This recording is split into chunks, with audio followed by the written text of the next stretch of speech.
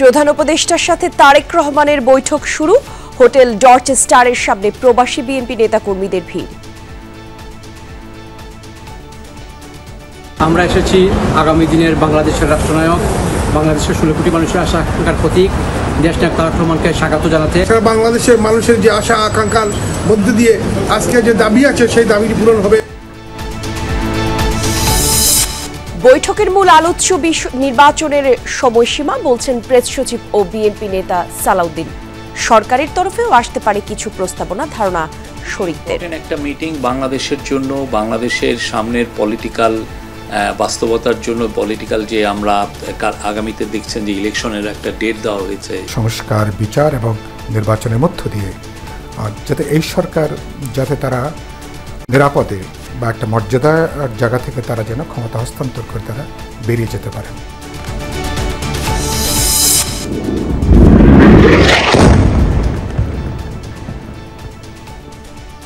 Iran জুড়ে operation rising lion, ইসরায়েলের শীর্ষ 5 সামরিক ও গুরুত্বপূর্ণ ব্যক্তিত্ব নিহত, প্রতিশোধে তেহরানের পাল্টা ড্রোন হামলা।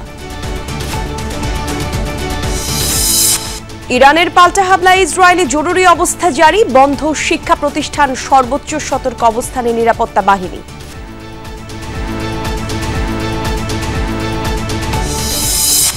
নানা সংকটে স্থবির ঢাকা দক্ষিণ সিটির মশক নিধন কার্যক্রম। নিয়মিত ওষুধ ছিটিয়েও উত্তরে কমছে না মশার উপদ্রব, বড় সংক্রমণের শঙ্কা বিশেষজ্ঞদের।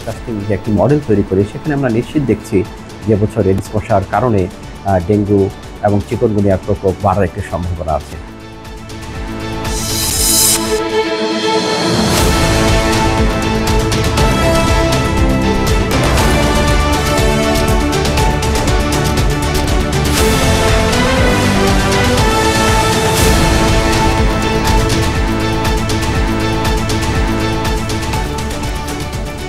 দুপুরের বাংলাদেশে আমন্ত্রণ আপনাদের সবাইকে, সাথে আমি জান্নাতুল কলি আছি। শিরোনাম দেখছিলেন।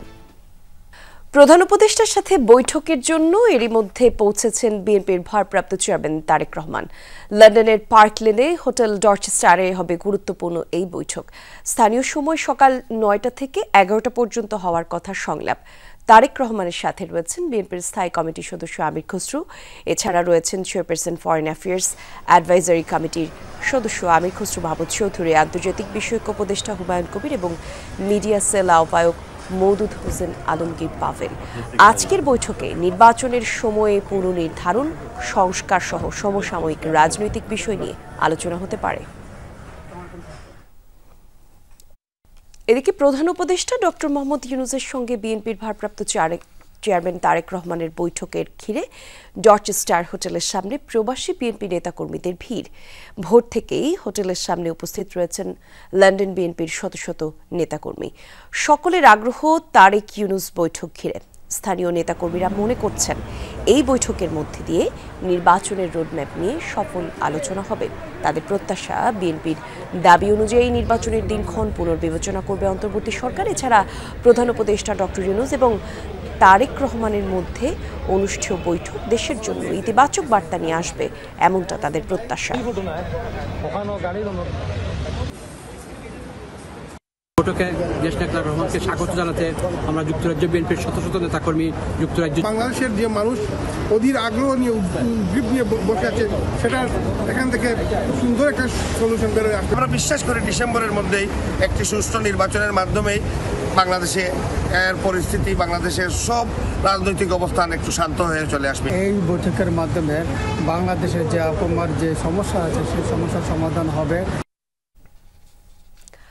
বৈঠকের বিষয়ে প্রধান উপদেষ্টার প্রেস সচিব বলেন, 1-to-1 বৈঠকে মিলিত হতে যাচ্ছে ডক্টর মোহাম্মদ ইউনূস এবং তারেক রহমান। নির্বাচনের সময় পুনর্নির্ধারণ, সংস্কার সহ সমসাময়িক রাজনৈতিক বিষয় নিয়ে তাদের আলোচনা হতে পারে।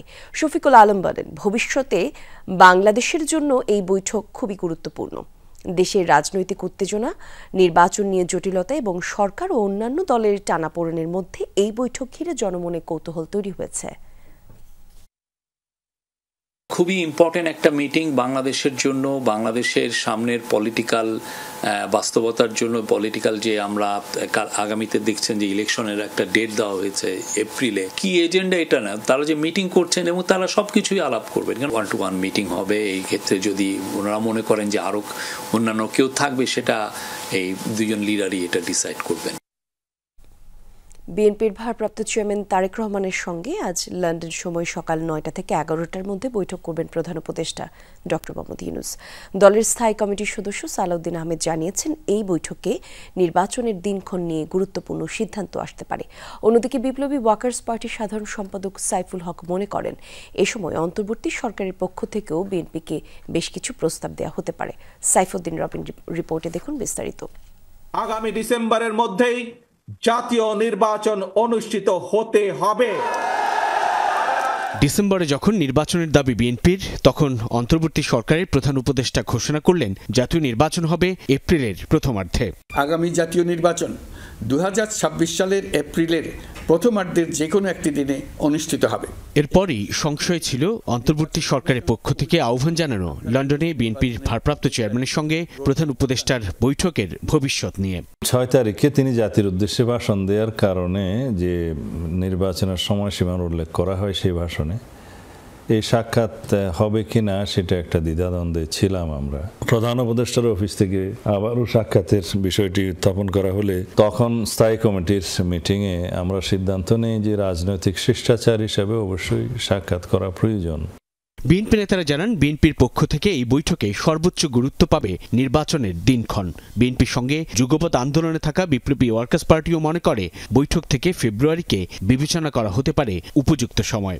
আলাপ আলোচনা করে তারিখটা পুনর্নির্ধারণ যদি হয় জানুয়ারির শেষ বা ফেব্রুয়ারির একেবারে প্রথমার্ধে, অর্থাৎ রোজার আগে, আমার মনে হয় না যে এটা নিয়ে বিরোধী দলের কোনো বড় কোনো আপত্তি থাকবে, এবং সেদিক থেকে আমি মনে করি বিদ্যমান সংকট উত্তরণের পথটা বরঞ্চ খানিকটা সহজ হবে। এপ্রিলের অতি অবশ্যই আগে হওয়া সম্ভব, বা ডিসেম্বরের পরেও যদি রিজনেবল টাইম থাকে সেই জায়গাতেও আসা সম্ভব, সেটা আলোচনার উপরে নির্ভর করবে। এবং জাতির প্রত্যাশা এই বৈঠকেই যেন গুরুত্বপূর্ণ বিষয়াদি নিষ্পত্তি হয়। তবে এই বৈঠকে জুলাই সনদের কিছু গুরুত্বপূর্ণ বিষয়ে আলোচনা হলেও চূড়ান্ত সিদ্ধান্তের সম্ভাবনা দেখছেন না বিএনপির এই নেতা। সালাউদ্দিন আহমেদ জানান, সংবিধান সংস্কার ছাড়া 1 মাসের মধ্যে বাস্তবায়ন সম্ভব এমন ঐকমত্যের সংস্কার ইস্যু চূড়ান্ত হতে পারে বৈঠকে। নির্বাচন অনুষ্ঠানটা কখনো সংস্কার এবং বিচারের সাথে সংশ্লিষ্ট নয়, শুধুমাত্র নির্বাচন সংশ্লিষ্ট যে সমস্ত সংস্কারগুলো করা প্রয়োজন সেগুলো করলেই হবে। তারা আশা করেছেন যে জুলাইয়ের প্রথমার্ধের মধ্যে তারা সনদটা তৈরি করতে পারবেন, সেটা ওইখানে তো সমাপ্ত হবে না। ওখানে আলোচনা হতে পারে, সামান্য কয়েকটা বিষয়ে, হয়তো গুরুত্বপূর্ণ বিষয়ে আলোচনা হতে পারে। এই বৈঠক থেকে আমি মনে করি যে প্রধান উপদেষ্টার দিক থেকে নিশ্চয়ই তিনি বেশ কিছু বিষয় তিনি হয়তো অফার করবেন, সংস্কার, বিচার এবং নির্বাচনের মধ্য দিয়ে, যাতে এই সরকার যাতে তারা নিরাপদে বা একটা মর্যাদার জায়গা থেকে তারা যেন ক্ষমতা হস্তান্তর করে তারা বেরিয়ে যেতে পারেন। সাধারণ জনগণ থেকে বাদবাকি রাজনৈতিক দল প্রত্যেকের দৃষ্টি ইউনূস তারেক বৈঠকের দিকে, যার মধ্য দিয়ে রাজনৈতিক সংকট কিংবা অন্তর্বর্তী সরকারের সঙ্গে বিএনপির সৃষ্ট দূরত্ব দূর হবে বলে প্রত্যাশা তাঁদের। অন্তর্বর্তীকালীন সরকারের নিরপেক্ষতা নিয়ে যে সমস্ত প্রশ্ন উত্থাপিত হয়েছে সেগুলো আমরা পুনরুল্লেখ করব। সাইফুদ্দিন রবিন, যমুনা নিউজ, ঢাকা। বিএনপির ভারপ্রাপ্ত চেয়ারম্যান তারেক রহমানের সঙ্গে প্রধান উপদেষ্টা ডক্টর মোহাম্মদ ইউনূসের সভা নিয়ে আরও বিস্তারিত কিছু তথ্য আমরা জেনে নিতে চাই। নিউজরুম থেকে আমাদের সহকর্মী আমাদের সঙ্গে যোগ দিচ্ছেন, আমাদের টেলিভিশনের বিশেষ প্রতিনিধি সাইফুদ্দিন রবিন আমাদের সঙ্গে যুক্ত হবেন। রবিন, একটু জানতে চাই, এই যে আলোচনা সভা বসতে চলেছে, এখানে গুরুত্বপূর্ণ কারা কারা থাকবেন এই বৈঠকে, আমাদেরকে যদি একটু জানাতেন। কলি, মূলত এটি 1-to-1 বৈঠক হওয়ার কথা রয়েছে, অর্থাৎ ডক্টর ইউনূস এবং বিএনপির ভারপ্রাপ্ত চেয়ারম্যান তারেক রহমান। কিন্তু এই বৈঠককে ঘিরে বলা চলে গত পরশু বিএনপি স্থায়ী কমিটির সদস্য আমির খসরু মাহমুদ চৌধুরী জরুরিভাবে লন্ডনে যান এবং তিনি বিএনপির ভারপ্রাপ্ত চেয়ারম্যানের সঙ্গে ইতিমধ্যেই প্রবেশ করেছেন এবং সেই ডক্টর ইউনূসের সঙ্গে প্রাথমিক সাক্ষাতেও তিনি ছিলেন। এবং বৈঠকে থাকার কথা রয়েছে দলের ভারপ্রাপ্ত চেয়ারম্যান তারেক রহমানের আন্তর্জাতিক বিষয়ক উপদেষ্টা হুমায়ুন কবিরেরও। তবে তারা যদিও থাকেন না কেন, এর বাইরেও ডক্টর ইউনূস এবং বিএনপির ভারপ্রাপ্ত চেয়ারম্যান তারেক রহমান তাদের দুজনেরই একান্তে কিছু সময় আলাপ করারও এক ধরনের সম্ভাবনা রয়েছে এবং সেটি জোর সম্ভাবনা রয়েছে। আমরা যেমনটি দেখেছি যে বিএনপির ভারপ্রাপ্ত চেয়ারম্যান যখন এই ডরচেস্টার হোটেলের সামনে আসেন তার গাড়ি বহন নিয়ে, তখন তাকে স্বাগত জানান অন্তর্বর্তী সরকারের প্রধান উপদেষ্টা প্রেস সচিব শফিকুল আলম এবং সঙ্গে ছিলেন জাতীয় নিরাপত্তা বিষয়ক উপদেষ্টা ডক্টর খলিলুর রহমান। ধারণা করা হচ্ছে বৈঠকে তারা দুজনও থাকতে পারেন ডক্টর ইউনূসের সঙ্গে এবং মূল আকর্ষণ বা মূল বিষয়টি মূলত আলোচনায় তারা দুজনই নীতি নির্ধারক হিসেবে এই শীর্ষ পর্যায়ের বৈঠকে চূড়ান্ত সিদ্ধান্ত নেবেন এবং চূড়ান্ত আলাপ আলোচনা একান্তে করবেন, এরকমটা ধারণা করা হচ্ছে। অর্থাৎ একান্তে তারা দুজন কিছুটা সময় আলোচনা করবেন বলে ধারণা করা হচ্ছে। এবং বিএনপির বহরটি যখন আসে বা বিএনপির ভারপ্রাপ্ত চেয়ারম্যান তারেক রহমান, দলের স্থায়ী কমিটির সদস্য আমির খসরু মাহমুদ চৌধুরী তারা যখন প্রবেশ করেন, তাদের হাতে ব্রিফকেস ছিল। সেই ব্রিফকেসের নিশ্চয়ই জরুরি সেই সব কাগজপত্রও ছিল। অর্থাৎ এই বৈঠকের অন্যতম আলোচ্যসূচি যেটি হতে পারে, যেমন সংস্কার, সেই সব বিষয়গুলো নিয়েও তাদের মধ্যে যাবতীয় প্রস্তুতির যে বিষয় সেটি স্পষ্ট হয়েছে তারা যখন প্রবেশ করেন, তাদের সেই প্রবেশ করার সময় তাদের হাতে ব্রিফকেস দেখে। এবং অপেক্ষায় আসলে আনুষ্ঠানিকভাবে আমরা কখন জানতে পারবো যে বৈঠক শুরু হওয়ার পর কে কে আসলে উপস্থিত ছিলেন সেটির। রবিন, ধন্যবাদ আপনাকে। আপনি আলোচনায় বলছিলেন যে এই বৈঠকে কি কি আলোচনা হতে পারে সেই একটা ধারণার কথা বলছিলেন। সেই বিষয়ে যদি আরেকটু বিস্তারিত আমাকে বলতেন যে এই গুরুত্বপূর্ণ বৈঠকে কি কি বিষয় নিয়ে আলোচনা হতে পারে মূলত। আমার রিপোর্টে এর আগে যেমনটি ছিল, মূল বিষয়ে নির্বাচনের দিনক্ষণ, কেননা বিএনপি মনে করে জাতীয় নির্বাচনই যাবতীয় সকল সংকট থেকে উত্তরণ ঘটাতে পারে এবং সেটি দ্রুত সময়ে হওয়া উচিত। গণঅভ্যুত্থান পরবর্তী বাংলাদেশেও জাতীয় নির্বাচনের গুরুত্ব কেন প্রয়োজন বা জাতীয় নির্বাচন কেন দ্রুত সময়ে হওয়া প্রয়োজন দেশের অর্থনৈতিক অবস্থার পার্সপেক্টিভ থেকে, সেই সব বিষয় বিএনপি বারবার তুলে ধরছে। এবং তার বিপরীতে অন্তর্বর্তী সরকার যেহেতু এপ্রিলে প্রথমার্ধে নির্বাচনের সময়সীমা ঘোষণা করেছে, বিএনপি কেন এপ্রিলে নির্বাচনটি প্রয়োজন নয় বা কেন এপ্রিলে নির্বাচন হতে পারে না সেই যুক্তিও অন্তর্বর্তী সরকারের কাছে বারবার উত্থাপন করেছে। অর্থাৎ ফেব্রুয়ারির পর থেকে রমজান কিংবা পাবলিক পরীক্ষা, আবহাওয়া, সেই সব বিষয়ে আসলে নির্বাচন উপযোগী নয় বলে সেই দাবিগুলো তারা তুলে ধরেছে। এবং ধারণা করা হচ্ছে সেই নির্বাচনের দিনক্ষণ পুনর্বিবেচনার আহ্বান যেমনটি থাকবে, সেই আহ্বানের পরিপ্রেক্ষিতে অন্তর্বর্তী সরকারও হয়তোবা খানিকটা পিছিয়ে এসে ফেব্রুয়ারি নাগাদ উপযুক্ত সময় নির্ধারণ করতে পারে। আজকের এই বৈঠকে সেটি চূড়ান্ত হতে পারে। তবে এর বাইরে অর্থাৎ নির্বাচনের দিনক্ষণের বাইরেও বেশ কিছু গুরুত্বপূর্ণ বিষয় আলোচ্যসূচিতে থাকবে। সেটি সংস্কার এবং জুলাই সনদ, অর্থাৎ ঐকমত্যের ভিত্তিতে যেসব সংস্কার চূড়ান্ত হবে সেগুলো নিয়ে যে গঠিত জুলাই সনদ সেটি নিয়ে আলোচনা হবে। অর্থাৎ সেই আলোচনা আজকেই চূড়ান্ত হয়ে যাবে সেই জুলাই সনদ সেটি কিন্তু নয়। যেহেতু জাতীয় ঐকমত্যের কমিশনের ধারাবাহিক বৈঠক হচ্ছে, সেখানে যেই সকল বিষয়ে বিএনপির আপত্তি, অন্তর্বর্তী সরকারের কিংবা জাতীয় ঐকমত্য কমিশনের অনুপত্তি কিংবা অন্যান্য রাজনৈতিক দলের আপত্তি, সেই সব বিষয়গুলোর কয়েকটি বিষয় হয়তোবা সুরাহা ঘটতে পারে আজকের এই বৈঠকে এবং এক ধরনের সিদ্ধান্তে আসতে পারে। আলোচনা হবে অন্তর্বর্তী সরকারের নির্বাচনকালীন সময়ে দল নিরপেক্ষ অবস্থান নিয়ে, অর্থাৎ অন্তর্বর্তী সরকারে থাকা যে ছাত্র প্রতিনিধিরা রয়েছে তারা আসলে সে সময় থাকবেন কিনা সেসব বিষয় নিয়েও প্রধান উপদেষ্টার কাছে বিএনপির তরফ থেকে জিজ্ঞাসা থাকবে।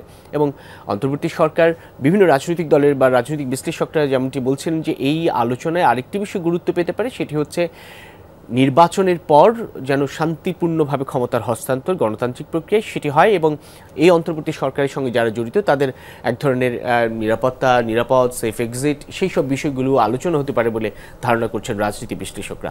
সামগ্রিকভাবে জাতীয় গুরুত্বপূর্ণ বিষয়গুলোই আলোচনায় আজকে স্থায়ী পাবে এবং সেটি নির্ধারণ করবে আগামীর বাংলাদেশের পথ চলা, এটুকু নিশ্চিতভাবেই বলা চলে। কলি রবিন, অসংখ্য ধন্যবাদ আপনাকে। বেশ কিছু গুরুত্বপূর্ণ তথ্য দিয়ে আপনি সাহায্য করলেন। নিশ্চয়ই বৈঠকের পরে আরও নিশ্চয়ই বিস্তারিত আমরা জানতে পারবো আপনার মাধ্যমে। ধন্যবাদ। এর মধ্যে পৌঁছেছেন বিএনপির ভারপ্রাপ্ত চেয়ারম্যান তারেক রহমান। হোটেল ডরচেস্টারের সামনে আমাদের সহকর্মী হেফাজুল করিম রকিব আছেন। আমরা সরাসরি তার কাছ থেকে সেখানকার সবশেষ অবস্থা জেনে নিতে চাই। লন্ডন থেকে যুক্ত হচ্ছেন আমাদের সহকর্মী হেফাজুল। নিশ্চয়ই শুনতে পাচ্ছেন আপনি আমাদেরকে, একটু জানাবেন সার্বিক চিত্র কি এবং ডরচেস্টারের সামনে এই মুহূর্তে কাদেরকে দেখতে পাচ্ছেন, সবশেষ তথ্য কি, তারেক রহমানের সাথে কারা কারা ঢুকলেন হোটেলে, সার্বিক তথ্য আমাদেরকে একটু জানাবেন।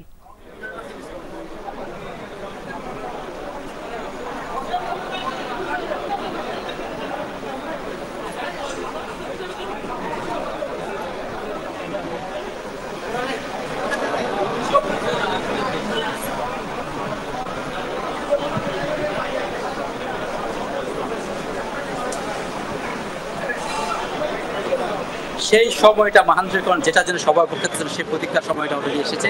তারেক রহমান এবং সেখানে তার সাথে যেটা হাজার হাজার নেতাকর্মী তারেক রহমানকে সবাই কি করে তারেক রহমান সবাইকে কি করে তারেক রহমান কিন্তু তারেক রহমান যেন সবাই ওয়েট করতে সেই সময়টা অলরেডি হয়েছে। তারেক রহমান এসেছেন এবং পাশে ড্রাইভ করেছেন কামালউদ্দিনের পাশে তারেক রহমান ছিলেন। তখন তারেক রহমান যখন ঢুকেন তখন কিন্তু সবাইকে হাত নেড়ে সবাই ঢুকেন এবং সবাই হাততালি দিয়ে দেখেন যখন শত শত ওখানে নেতাকর্মীরা ছিলেন তখন সবাই হাততালি দিয়ে দেখেন জর্জের স্টোরে। এখন কিন্তু বৈঠকটা শুরু হয়েছে, আমরা যতটুকু তথ্য পেয়েছি এখন তারেক রহমানের সাথে প্রধান উপদেষ্টা বৈঠকটা শুরু হয়েছে। তারেক রহমান যখন ডরকেস্টটা তারেক রহমান আসলে তখন তারেক রহমানকে রিসিভ করেন যে প্রেস সেক্রেটারি শফিকুল আলম তারেক রহমানকে রিসিভ করেন এবং সেখানে কিন্তু বিএনপির নেতাকর্মীরাও ছিলেন এবং বিএনপির যে যুক্তরাজ্যের সাধারণ সম্পাদক ফয়সাল আহমেদ এবং সাবেক যুগ্ম সাধারণ সম্পাদক কামালউদ্দিন আহমেদ তারা কিন্তু সবাই ছিলেন। তারপরে তারা তারেক রহমান রিসিভ করেন। এখন সবাই অপেক্ষায় আছে যে তারেক রহমানের সাথে প্রধান উপদেষ্টা যে বৈঠক সেই বৈঠকে কি ফল আসতেছে, কি সুখবর আসতেছে মানুষের জন্য, দেশের জন্য, দেশের রাষ্ট্রীয়দের জন্য। আপনারা জানেন যে প্রায় 17 বছর পর বিএনপি মনে করে 17 বছর এটা একটা গুরুত্বপূর্ণ বৈঠক তারেক রহমান এবং ডক্টর ইউনূসের মধ্যে এবং এই বৈঠকের মধ্যে রাজনীতির যে একটা পরিবর্তন এবং যে সংস্কার এবং নির্বাচন সবকিছু একটা বড় ধরনের পরিবর্তন আসতে পারে যদি এগুলো কিন্তু এখনো মধ্যে হাজার হাজার নেতাকর্মীর মধ্যে দাঁড়িয়ে আছে যে তারা কখন এই বৈঠক শেষ হয়ে তারেক রহমান বের হবেন এবং তারেক রহমান যখন ঢুকে গাড়ি নিয়ে তখন কিন্তু সবাই হাত নাড়তে থাকে। তখন ঢুকার পরও যখন তারেক রহমান গাড়ি থেকে নামেন তখনও তারেক রহমান গাড়ি থেকে বেরিয়ে মিডিয়া কর্মীদের এবং নেতা কর্মীদের উনি হাত ধরে শুভেচ্ছা জানান। তারপরে কিন্তু এই প্রেস সেক্রেটারি শফিকুল আলম এসেই তারেক রহমানকে রিসিভ করেন, উনি তারেক রহমানকে ভিতরে নিয়ে যান। এখন সেই বৈঠকটা শুরু হয়েছে। সেই বৈঠকটা 9টা থেকে 11টা পর্যন্ত সেই বৈঠক চলবে এবং সেই বৈঠক থেকে আমরা জানতে পারবো সর্বশেষ অবস্থা। হেফাজুল, ধন্যবাদ আপনাকে আমাদের সঙ্গে যুক্ত হওয়ার জন্য। ইরানের সাথে রাজধানী তেহরান সহ একাধিক স্থানে পারমাণবিক এবং সামরিক স্থাপনায় বিমান হামলা চালিয়েছে ইসরায়েল। অন্তত 5 দফায় টার্গেট করা হয়েছে বেশ কিছু আবাসিক এলাকা। এখন পর্যন্ত উচ্চপদস্থ সামরিক কর্মকর্তা সহ বেশ কয়েকজন বেসামরিক নাগরিকের মৃত্যুর খবর পাওয়া গেছে। জবাবে ইসরায়েল লক্ষ্য করে শখানেক ড্রোন ছুড়েছে ইরান। স্থানীয় সময় মধ্যরাত ৩টা। দফায় দফায় বিস্ফোরণে প্রকম্পিত ইরানের রাজধানী তেহরান। কমপক্ষে 9 দফায় অনুভূত হয় শক্তিশালী শকওয়েভ। অপারেশন রাইজিং লায়ন নামে ইরান জুড়ে বিশেষ অভিযান চালায় ইসরায়েল। টার্গেট করা হয় রাজধানী তেহরান সহ ইস্পাহান, তাবরিজ, আরাক, কেরমানের একাধিক অঞ্চল। এসব এলাকায় গুরুত্বপূর্ণ পরমাণু কেন্দ্র সহ সামরিক স্থাপনা এবং তেল পরিশোধনাগারগুলোর অবস্থান। With a program to develop nuclear weapons. ইরানের হুমকি মোকাবেলায় কিছুক্ষণ আগেই অপারেশন রাইজিং লায়ন পরিচালনা করেছে ইসরায়েল। তেল আবিবের অস্তিত্বের জন্য এই হুমকি শেষ না হওয়া পর্যন্ত এই অভিযান চলতেই থাকবে। দশকের পর দশক ধরে তারা আমাদের ধ্বংসের জন্য হুঙ্কার দিয়ে আসছে। Steps to weaponize this enriched uranium. হামলায় ব্যাপকভাবে ক্ষতিগ্রস্ত হয় ইরানের সবচেয়ে সুরক্ষিত এবং সমৃদ্ধ পারমাণবিক স্থাপনা নাতানজ পরমাণু কেন্দ্র। তেল আবিবের দাবি, তেহরানের অন্তত 6 সামরিক স্থাপনা ধ্বংস হয়েছে তাদের হামলায়। উচ্চপদস্থ সামরিক কর্মকর্তা ও 2 পরমাণু বিজ্ঞানী সহ প্রাণ গেছে বেশ কয়েকজন বেসামরিকের।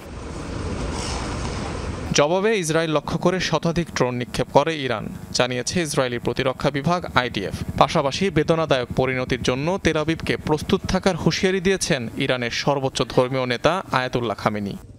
ইসরায়েল তাদের রক্তমাখা হাত দিয়ে আমাদের প্রাণপ্রিয় দেশের উপর আঘাত এনেছে। সর্বশক্তিমান আল্লাহর কসম কেটে বলছি, তাদের শাস্তির অপেক্ষায় থাকতে হবে। আমাদের সশস্ত্র বাহিনীর শক্তিশালী হাত থেকে তারা রেহাই পাবে না। ইসরায়েলকে বেদনাদায়ক পরিণতির জন্য তৈরি থাকতে হবে, তাদের এটা ভোগ করতেই হবে। তেহরানের পরমাণু কর্মসূচি কেন্দ্র করে বেশ কয়েকদিন ধরেই উত্তেজনা চলছিল ইরান ইসরায়েলের মধ্যে। কয়েকদিন আগেও মিলে জোরালো হামলার পূর্বাভাস। অনিক রহমান, যমুনা নিউজ।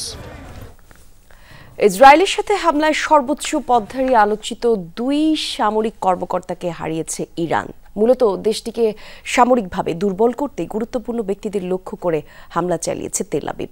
তাদের এই পরিকল্পিত অভিযানে প্রাণ হারিয়েছে সশস্ত্র বাহিনীর চিফ অফ স্টাফ, বিপ্লবী গার্ড বাহিনী প্রধান, সর্বোচ্চ ধর্মীয় নেতা আয়াতুল্লাহ আল খামেনির উপদেষ্টা এবং 2 পরমাণু বিজ্ঞানী। নিহত হয়েছেন আরও কয়েকজন সামরিক কর্মকর্তাও। বিপ্লবী গার্ড বাহিনীর প্রধান ছিলেন হোসেন সালেমি। 2019 সাল থেকে বাহিনীটির শীর্ষ পদে দায়িত্ব পালন করা সালেমি ছিলেন সর্বোচ্চ ধর্মীয় নেতা আয়াতুল্লাহ আলী খামেনির আস্থাভাজন। বিভিন্ন সময় ইসরায়েল বিরোধী বক্তব্য দেয়া এই শীর্ষ সামরিক কর্মকর্তা দেশটির ব্যালিস্টিক মিসাইল সহ বিভিন্ন অত্যাধুনিক সমরাস্ত্রের ভান্ডার সমৃদ্ধ রেখেছেন গুরুত্বপূর্ণ ভূমিকা। পরমাণু কর্মসূচিতে জড়িত থাকার অভিযোগে ইরান ইরাক যুদ্ধে অংশ নেওয়া সালেমির উপর ছিল পশ্চিমা নিষেধাজ্ঞার খড়গ। শুক্রবারের ইসরায়েলি হামলায় প্রাণ গেছে আলোচিত এই সামরিক কর্মকর্তার। শুধু সালেমি নয়, ইসরায়েলের হামলায় নিহত হয়েছেন আরেক শীর্ষ সেনা কর্মকর্তা মেজর জেনারেল মোহাম্মদ বাঘেরি। ইরানের সশস্ত্র বাহিনীর প্রধান ছিলেন তিনি। বাঘেরিও অংশ নিয়েছিলেন ইরান ইরাক যুদ্ধে। একসময় বিপ্লবী গার্ড বাহিনীর কমান্ডার হিসেবেও দায়িত্ব পালন করেছেন। আয়াতুল্লাহ আলী খামেনির শীর্ষ রাজনৈতিক উপদেষ্টা আলী শামখানিকেও লক্ষ্য বানিয়েছে ইসরায়েল। খামেনি ঘনিষ্ঠ শামখানিও ছিলেন ইরানের শীর্ষ সামরিক কর্মকর্তা। রিয়ার অ্যাডমিরাল পদমর্যাদার এই নেতা ছিলেন প্রতিরক্ষা মন্ত্রীও। 2001 সালের প্রেসিডেন্ট নির্বাচনেও অংশ নিয়েছিলেন তিনি। বরাবরই ইরানের পারমাণবিক কর্মসূচি নিয়ে ক্ষুব্ধ ইসরায়েল। পারমাণবিক স্থাপনায় হামলার পাশাপাশি বিজ্ঞানীদেরও এবার লক্ষ্য বানিয়েছে ইসরায়েল। এদিন তেল আবিবের অভিযানে প্রাণ গেছে জ্যেষ্ঠ 2 পরমাণু বিজ্ঞানীর। এর মধ্যে ফেরেদুন আব্বাসি ছিলেন তেহরানের আণবিক সংস্থার সাবেক প্রধান। এই আণবিক সংস্থাই দেশটির পারমাণবিক স্থাপনাগুলোর দেখভাল করে। নিহত আরেকজন মোহাম্মদ মেহেদি তেহরানজি ছিলেন ইসলামিক আজাদ বিশ্ববিদ্যালয়ের প্রেসিডেন্ট। মোস্তফা মাহমুদ, যমুনা নিউজ। 200-র বেশি যুদ্ধ বিমান নিয়ে ইরানের হামলা চালিয়েছে ইসরায়েল, যার মধ্যে রয়েছে F-35 লাইটনিং এবং F-15 ঈগল বাজের মতো অত্যাধুনিক ফাইটার জেট। এর পাশাপাশি গোয়েন্দা নজরদারি এবং রিফুয়েলিং বিমানও ছিল এই বহরে। ফলে জর্ডান এবং ইরাকের আকাশপথ পাড়ি দিয়ে ইরান সীমান্তে পৌঁছায় এসব Israeli fighter jet. Long range missile ব্যবহার করা তা নির্ভুলভাবে আঘাত হানে ইরানের বিভিন্ন স্থাপনায়। F-35 লাইটনিং রাডারকে সফলভাবে ফাঁকি দিয়ে নির্ভুলভাবে টার্গেটে আঘাত হানতে সক্ষম এই মার্কিন ফাইটার জেট। ইরানে চালানো সামরিক অভিযান অপারেশন রাইজিং লায়নের নেতৃত্ব দেয় এই আলোচিত ফাইটার জেট। ইসরায়েলি প্রতিরক্ষা দফতর বলছে অভিযানে অংশ নেয় 2 শতাধিক বিমান। F-35 ছাড়াও F-15C ঈগল এবং F-16I সুফাজেট ব্যবহার করা হয়। এ অবস্থায় প্রশ্ন উঠেছে কিভাবে হাজার হাজার কিলোমিটার দূরে ইরানে বিমান অভিযান চালালো ইসরায়েল। আন্তর্জাতিক বিভিন্ন গণমাধ্যম বলছে সৌদি আরব এবং অন্যান্য উপসাগরীয় দেশগুলো তাদের আকাশপথ ব্যবহারের অনুমতি দেয়নি। জর্ডান এবং ইরাকের আকাশসীমা পার হয় ইসরায়েলি যুদ্ধ বিমানগুলো। এরপর সেগুলো পৌঁছায় ইরানের আকাশসীমায়। ইসরায়েলি বিভিন্ন গণমাধ্যম বলছে বহরে ছিল গোয়েন্দা নজরদারি এবং রিফুয়েলিং বিমান। ফলে আকাশপথেই জ্বালানি তেল সংগ্রহ করে ইসরায়েলি ফাইটার জেটগুলো। তবে ইরানের আকাশসীমায় প্রবেশের আগেই মিসাইল হামলা ইসরায়েলি ফাইটার জেটগুলো। মিসাইল হামলা চালানো হয় ইসরায়েলি ফাইটার জেট থেকে। দূরপাল্লার এসব ক্ষেপণাস্ত্র ইরানের রাডারে ধরা পড়ার আগেই আঘাত হানে লক্ষ্যে। একদিকে রাডার ব্যবস্থাপনার দুর্বলতা, অন্যদিকে F-35 ফাইটার জেটের রাডার ফাঁকি দেওয়ার সক্ষমতার কারণে এসব যুদ্ধবিমান কিংবা মিসাইল ঠেকাতে ব্যর্থ হয় ইরান। বেশ কিছুদিন ধরে এই হামলার পরিকল্পনা করে আসছিল ইসরায়েল। মীর মুশফিকা হাসান, যমুনা নিউজ। ইরানের পাল্টা হামলার শঙ্কায় আতঙ্ক ছড়িয়ে পড়েছে ইসরায়েলিদের মধ্যে। ইসরায়েল জুড়ে জারি করা হয়েছে জরুরি অবস্থা। বেশ কিছু স্থানে নিষিদ্ধ করা হয়েছে জনসমাগম, বন্ধ ঘোষণা করা হয়েছে শিক্ষা প্রতিষ্ঠান। প্রাণ ভয়ে নিরাপদ আশ্রয়ে ছুটছেন বাসিন্দারা। অনেকেই মজুত করেছেন প্রয়োজনীয় দ্রব্যাদি। সর্বোচ্চ সতর্ক অবস্থানে নিরাপত্তা বাহিনীরা। হঠাৎ করেই মুঠোফোনে সতর্কবার্তা, যে কোনো মুহূর্তে হতে পারে হামলা। এতেই আতঙ্ক ছড়িয়ে পড়ে চারদিকে। এমন চিত্র ইসরায়েলের বিভিন্ন শহরে। ইরানের পারমাণবিক স্থাপনাগুলোতে সামরিক অভিযানের পর চরম আতঙ্ক আর ভয়ের মধ্য দিয়ে সময় কাটছে ইসরায়েলিদের। যে যেভাবে পারছেন নিচ্ছেন সতর্ক অবস্থান। থমথমে পরিবেশ বিরাজ করছে রাস্তাঘাটে। আগাম প্রস্তুতি হিসেবে অনেকেই মজুত করছেন নিত্য প্রয়োজনীয় পণ্য। আমরা খুবই ভয়ে আছি। হঠাৎ ফোনে অ্যালার্ম ও সতর্কবার্তা পেয়ে আমরা স্তব্ধ হয়ে যাই।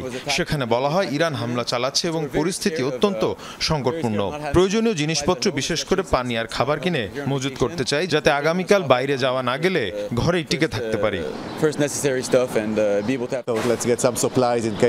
সাইরেনের শব্দে ঘুম ভেঙে যায়, এরপর আর ঘুমাতে পারিনি। খারাপ কিছু হতে পারে সেই ভয়ে পরিবারের জন্য পানি আর খাবার কিনতে এসেছি। আমরা শান্তি চাই। হাসপাতালগুলোতে ইরানি হামলার আশঙ্কায় মাটির নিচে সরিয়ে নেওয়া হচ্ছে চিকিৎসা সুবিধা।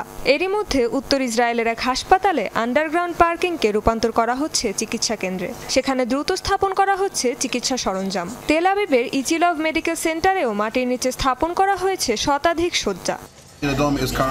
ইসরায়েলের সব নাগরিককে প্রতিরক্ষা বাহিনীর নির্দেশনা কঠোরভাবে মেনে চলার আহ্বান জানাচ্ছি আমরা।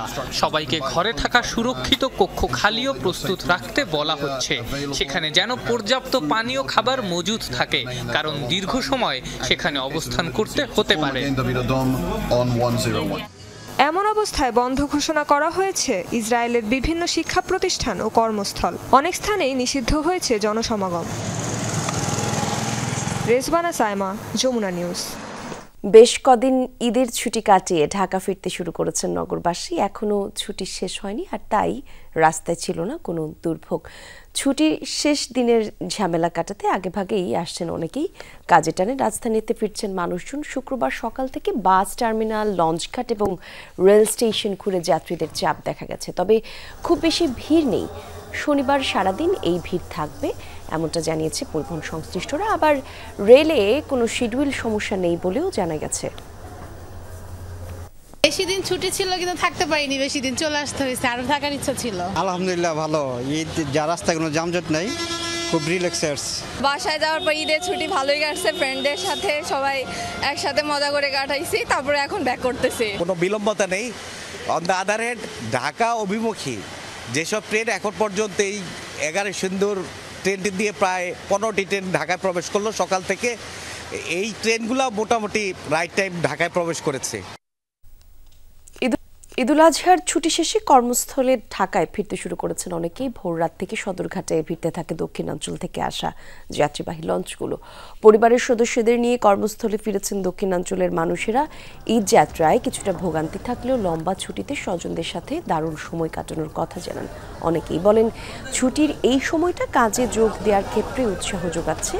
এদিকে সদরঘাটে নেমে বাসায় ফিরতে গিয়ে বিপাকে পড়েছেন অনেকেই। সিএনজি, অটোরিকশা সহ গণপরিবহনগুলোতে বাড়তি ভাড়া দাবির অভিযোগ করেন তারা। বলেন দ্বিগুণের চাইতেও বেশি ভাড়া দাবি করছেন চালকরা, ফলে স্বজনদের নিয়ে ঘন্টার পর ঘন্টা দাঁড়িয়ে থাকতে হচ্ছে তাদেরকে। আসার সময় তেমন একটা দিনে মোটামুটি ফ্রি আছে। হ্যাঁ, অনেক আনন্দ করছি, সবার সাথে পরিবারের সাথে অনেক আনন্দ হয়েছে। সুন্দর হলে কাটাইছি, আর লঞ্চে কোনো ঝামেলা ছিল না।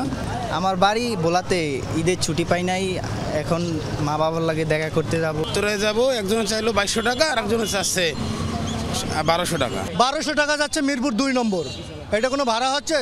সিএনজি ভাড়া 600 টাকা নিলে তাতেও বেশি হয়ে যাচ্ছে। রাত্রে 3টা বাজে ঘুমের থেকে উঠছি, তারপরে আইনা গাড়ির পার্কিং করছি।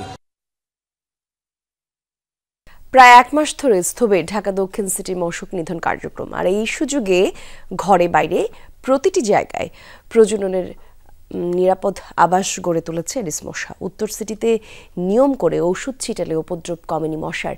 আর বিশেষজ্ঞরা বলছেন এবার মশার বংশবৃদ্ধির হার মারাত্মক, বড় ধরনের সংক্রমণের ইঙ্গিত তাদের। সহকর্মী আরিফুর রহমান সবুজ জানাচ্ছেন বিস্তারিত। ছবি তুলেছেন পার্থ রায়।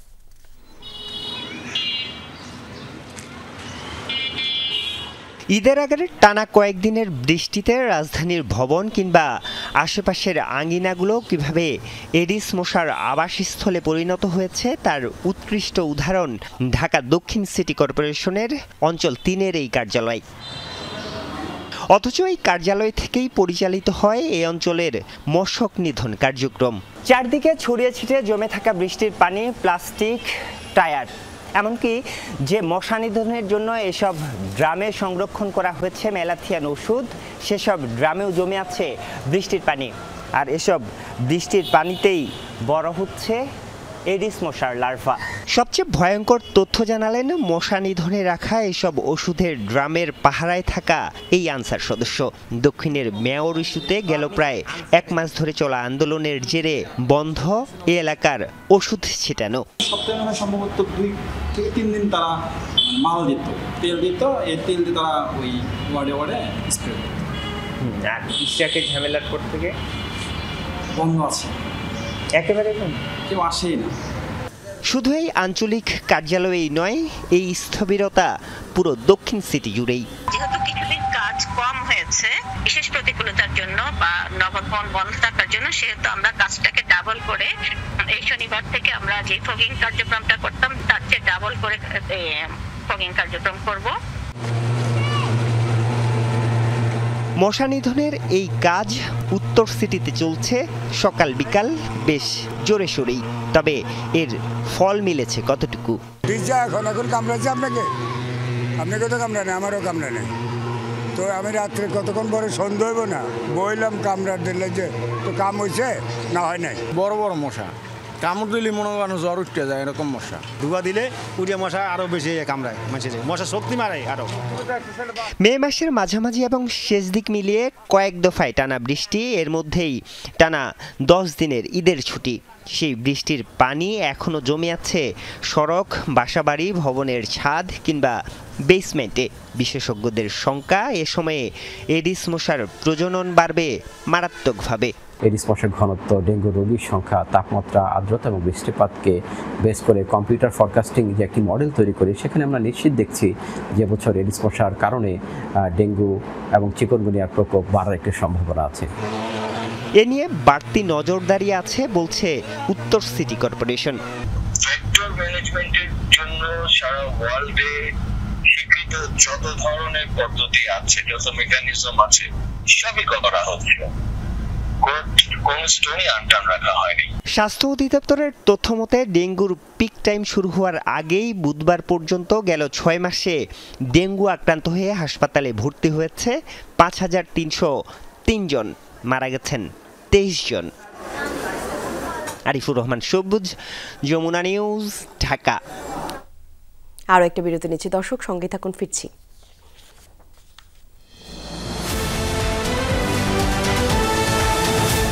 আপনারা দেখছেন দুপুরের বাংলাদেশ। ভারতের আহমেদাবাদে ভয়াবহ বিমান দুর্ঘটনায় নিহত মরদেহের উদ্ধার এবং পরিচয় শনাক্তের কাজ চলছে। এর আগে দুর্ঘটনায় কমপক্ষে 290 জনের মৃত্যুর কথা জানায় কর্তৃপক্ষ। তবে চূড়ান্ত সংখ্যা জানতে আরও দীর্ঘ সময়ের প্রয়োজন। কর্তৃপক্ষ বলছে কিছু মরদেহ এতটাই পুড়ে গেছে যে শনাক্ত করতে ডিএনএ টেস্ট করা প্রয়োজন। এদিকে দুর্ঘটনাস্থল পরিদর্শন করেছেন প্রধানমন্ত্রী নরেন্দ্র মোদী। নিহতের পরিবারকে 1 কোটি রুপি করে দেওয়ার ঘোষণা দিয়েছে টাটা গ্রুপ। বৃহস্পতিবার 242 আরোহী নিয়ে বিধ্বস্ত হয় লন্ডনগামী উড়োযানটি। যাত্রীদের মধ্যে 169 জন ভারতীয়, 53 জন ব্রিটিশ, পর্তুগালের 7 জন এবং কানাডার 1 জন। উড্ডয়নের পর সময়ই আছড়ে পড়ে একটি মেডিকেল হোস্টেলের উপর বিমানটি। অলৌকিকভাবে প্রাণে বেঁচে যান বিশ্বকুমার রমেশ নামের যাত্রী। তবে এখনও নির্ণয় করা যায়নি দুর্ঘটনার সঠিক কারণ। এর জন্য কর্তৃপক্ষের ব্যর্থতাকেই দায়ী করছেন বিশ্লেষকরা। এবার এয়ার ইন্ডিয়ার একটি বিমানে বোমা হামলার হুমকি পেয়ে জরুরি অবতরণ করানো হলো। শুক্রবার সকালে 9:30টায় থাইল্যান্ডের ফুকেট থেকে দিল্লির পথে রওনা দেয় এয়ার ইন্ডিয়ার 379 ফ্লাইটটি। উড্ডয়নের কিছুক্ষণ পরপরই বিমানের বাথরুমের দেয়ালে পাওয়া যায় বোমা সংক্রান্ত হুমকির বার্তা। আন্দামান সাগরের উপর দিয়ে চক্কর দিয়ে ফুকেটে ফিরে আসে উড়োযানটি আর করা হয় জরুরি অবতরণ। বিমানে থাকা 156 যাত্রীকে দ্রুত সরিয়ে নেওয়া হয় নিরাপদ প্রোটোকলে এবং একই সাথে বোমা হুমকি সম্পর্কে বিস্তারিত আরও কোনো তথ্য এখনও জানায়নি থাই কর্তৃপক্ষ। এয়ার ইন্ডিয়ার এখনও কোনো মন্তব্য করেনি এই বিষয়ে। দর্শক, সংবাদের শুরুতেই আপনাদেরকে জানিয়েছি প্রধান উপদেষ্টা ডক্টর মোহাম্মদ ইউনূস এবং বিএনপির ভারপ্রাপ্ত চেয়ারম্যান তারেক রহমানের একান্ত বৈঠকের খবর। আর সেই খবর সম্পর্কে আরও বিস্তারিত তথ্য আপনাদের জানাতে চাই। লন্ডনের পার্ক লেনে হোটেল ডরচেস্টারের সামনে আমাদের সহকর্মী হিফাজুল করিম রকিব সেই খোঁজ খবর রাখছেন। আরও একবার তার সঙ্গে যুক্ত হব। রকিব, একটু জানাবেন, ভেতরে তো বৈঠক চলছে, নতুন কোনো তথ্য পাওয়া গেল কিনা? একই সাথে এই যে 1-to-1 এই সংলাপের ব্যাপারে নেতাকর্মী যারা এসেছেন, অসংখ্য নেতাকর্মীদের আমরা দেখেছি, তাদের ভিড়, তাদের প্রত্যাশা কি? ধন্যবাদ আপনাকে। থাকে, আপনি জানেন সকাল 6টা থেকেই বিএনপি যুক্তরাজ্যের বিভিন্ন নেতাকর্মীরা এখানে উপস্থিত থাকেন, শত শত নেতাকর্মী উপস্থিত হয়েছে এবং বিভিন্ন ফ্ল্যাগ বেগম খালেদা জিয়ার বেগম খালেদা জিয়ার ছবি যেন তারেক রহমানের ছবি নিয়ে এখানে প্লাকার্ড ছিল, মানুষ আর মানুষ সকাল থেকেই। যখন তারেক রহমান যখন হোটেলে ঢুকে তখন তারেক রহমান সবাইকে কি করে তখন সবাই এক নাগারে সবাই হাত তালি দিতে থাকে, অন্যরকম একটা পরিবেশ সৃষ্টি হয় যখন তারেক রহমান এখানে ঢুকে এবং তারেক রহমানকে এরপরে কিন্তু তারেক রহমান বলতে যান আমরা উপদেষ্টা অধ্যাপক এবং ডক্টর ইউনূসের সাথে এখন সেই বইটা জাতীয়তাবাদী দলের সেখানে কিন্তু এখন পর্যন্ত বাইরে আছে আমি তারেক রহমান সাহেবের আজকের এখানে ঐতিহাসিক এবং বিএনপির আন্তর্জাতিক বাংলাদেশের আগামী নির্বাচন এবং গণতন্ত্র পথ চলা আছেন এবং আব্দুল আলম সানি আছেন তার তারা কিন্তু সেখানে আছেন। এরপর আমি ইতিমধ্যে খবর পেয়েছি যে এই বইটাতে চলতেছে। তারেক রহমান সাহেব সেখানে স্বাগত জানাতে। ধন্যবাদ আপনাকে হেফাজুল। দর্শক, এই ছিল দুপুরের বাংলাদেশের সবশেষ তথ্য। এতক্ষণ সঙ্গে ছিলেন যারা, ধন্যবাদ সবাইকে।